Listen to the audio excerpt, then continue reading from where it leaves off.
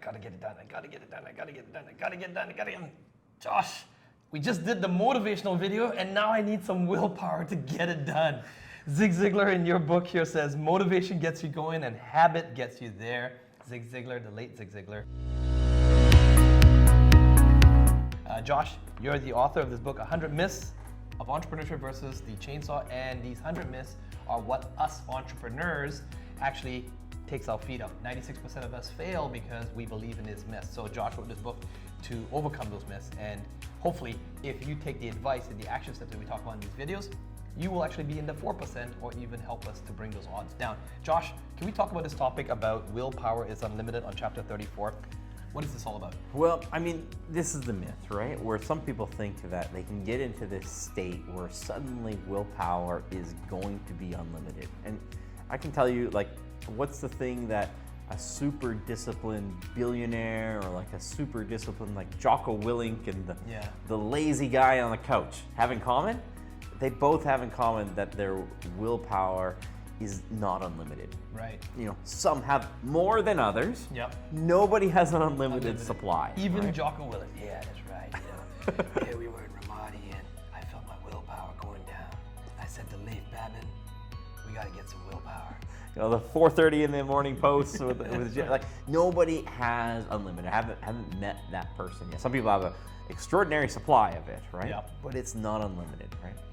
And when it boils back down is it really comes to a calendar and habits, right? Yes. And the book says it, you know, we quote in there that it takes about 66 days to build a habit. To develop and lock in a habit, yeah. That's right. It's really easy to repeat a habit. Right. It doesn't take a lot of willpower to repeat a habit. You're just used to doing it. Yep. You're used to making your coffee when you get up in the morning, right? Yep. Nobody had to tell you to do it. It didn't take any willpower. In fact, it almost happened on autopilot, right? That's right, yeah. And so the key is that you want to build these habits, and it's usually done by a repeatable calendar. Right. Okay.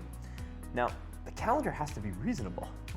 It can be far more aggressive than most people think. Like most people think that if you know, there's a lot of people out there think if you work 60 hours a week, you're going to just drop dead some way, right? Can you give an example of what is a repeatable calendar? We talk about this in all these different videos we've got here. This is a kind of a common theme, but it kind of revolves in different angles. And even with the other video that we got here, and we'll post in the description, it's about, you know, I just mentioned about motivation. And it's very similar topics, but motivation, willpower, and how to overcome it, it's really the common pattern. The formula is one of them is schedule, first of all. Right? It's a schedule, right? Yeah. And so at a basic level, it's probably a repeatable weekly calendar. Yeah. Okay, so, you know, we talk about the sections that has to be in there: marketing, sales, production, administration, human resources. You know, those are kind of the 5 components that have to be in the calendar. If you have repeatable meetings every week, they need to cover these 5 areas. We probably have to think about the other ones that we, you know, from a non-business perspective, when we're talking about willpower, and these are: when's your rest, right?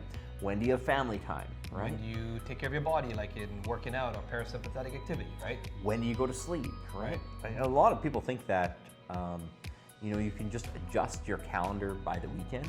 No. There's not a lot of good entrepreneurs that I've worked with out there. I mean, there's always exceptions, right? Yeah. But as a mainstay, people who are grinding it out 60 to 80 hours a week, they go to bed at the same time and get up at the same time, whether it's Saturday or whether it's a Tuesday night, right? That's right. Because it's way easier to work 60 or 80 hours if you don't have that fatigue, right? Yes. If you want to try to stay up to 2 o'clock in the morning on Saturday and then immediately flip the switch on your calendar to try to get up at 5 a.m. on Monday, your body actually doesn't work like that. There's scientific evidence behind this. We're not going to dive into it, but look up circadian rhythms, and actually your body does not know Saturdays, Sundays. It just, you know, good entrepreneurs will wake up either 5, 6 a.m. every single day. If that's what they do Monday to Friday, they'll do that on the weekends as well too. And I look at other people, and sometimes they look at my calendar, how do you work all that? And I was like, and I look at them, I was like, how did you stay up that late on Saturday? Like, I can't do it. Like, I physically can't, you know, a week ago, I had to take a family member to the hospital, right?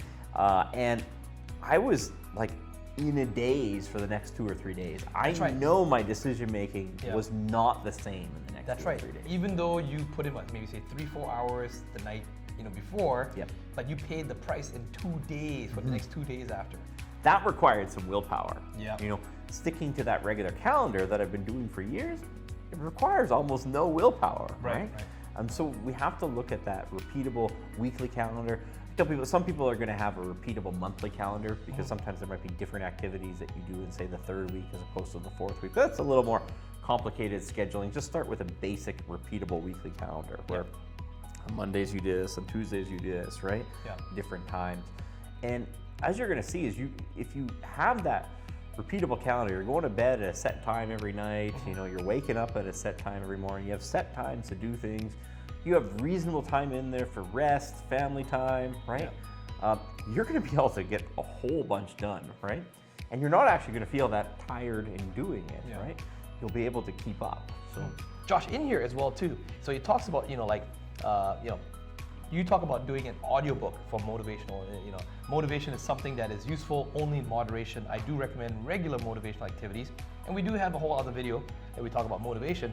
However, you must understand the addictive, euphoric dopamine response that can be triggered by motivational material. And then you also say that you find motivational, such as at 5 a.m. in the morning, sticking in some headphones or a podcast. You and I have had meetings before where you pick me up at 5 a.m. in the morning in your truck, and you've got your podcast going on. You definitely did not have your coffee, and I can tell that your brain isn't fully fired up yet, but you got the podcast on at least, right? Yep. I think that's it. I tell people, it's like, okay, if we know willpower is limited, it's not unlimited, okay?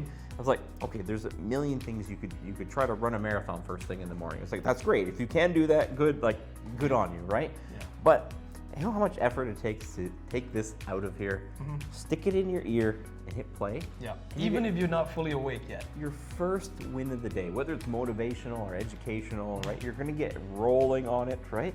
It wasn't a really difficult task, right?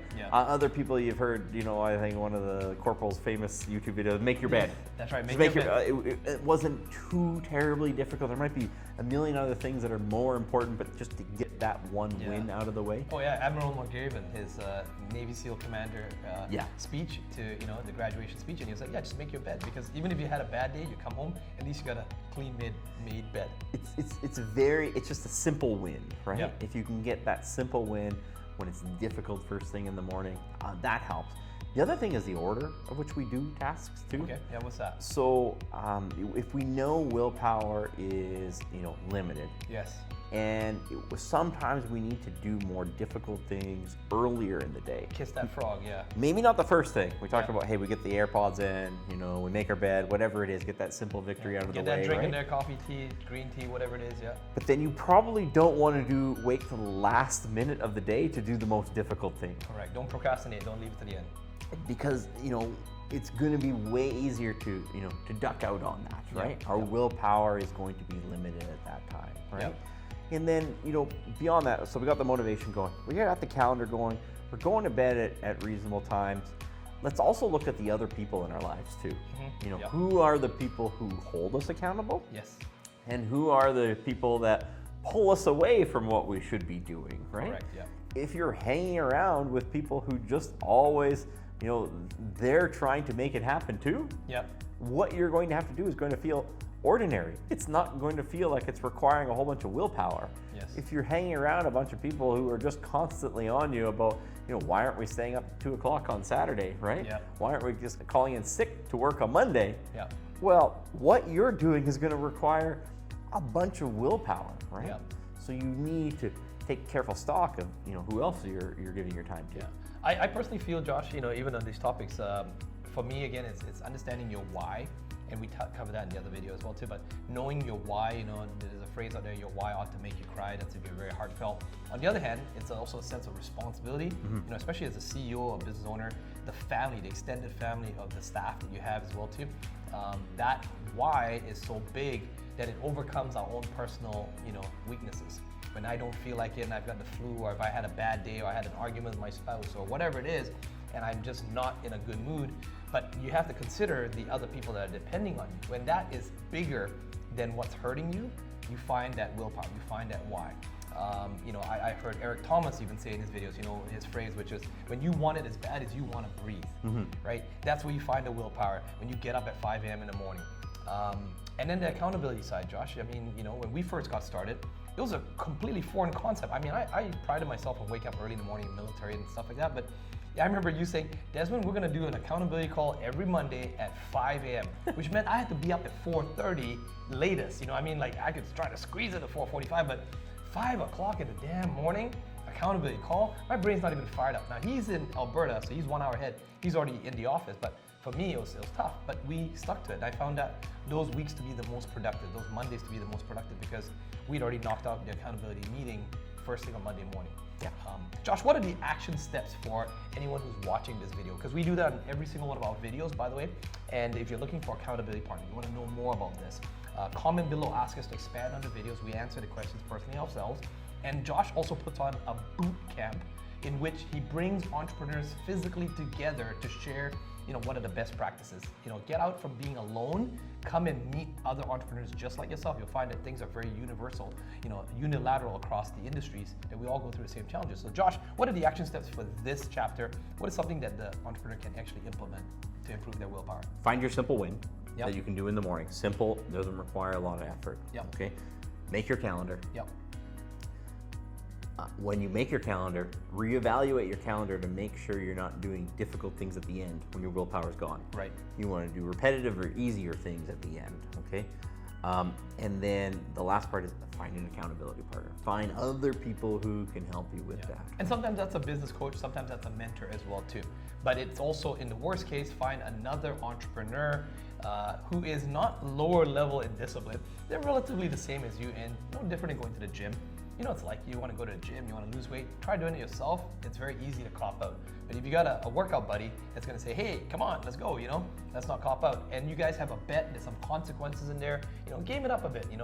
With my accountability partner, every time we missed a meeting or something, I had to throw him $50. And after throwing him a couple $100, $50 each time, it sucked. So, I started to show up.